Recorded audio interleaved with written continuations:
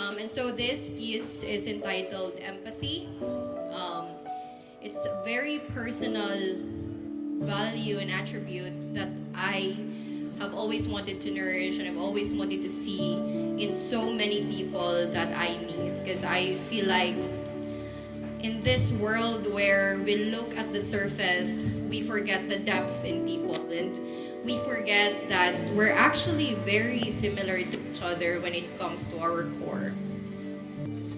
An empath has a sixth sense.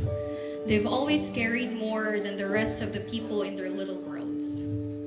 An empath not only puts his feet in your shoes, he looks intently at your fingers.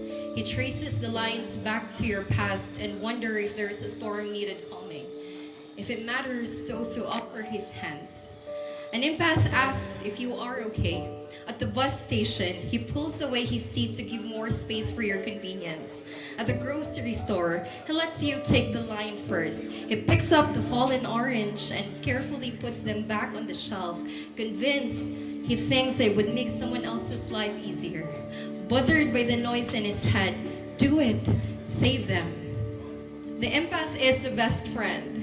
He will laugh at the joke you've sent for the nth time from the last 4 hours. He senses the tones in your conversations and just knows when to fill in the gaps. The empath cares just about everything. He waves at the stuff in the hallway. He sorts out the dirty table before heading his way out of the restaurant.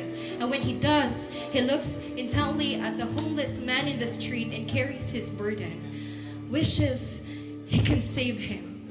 Wishes he can build him a home. Sometimes, when the day is done and he heads his way back to his apartment, his mind begins to count the meanings of the silence. Some days, the meanings of the sounds of the engines. Some days, the meanings of the passengers chattering in the background.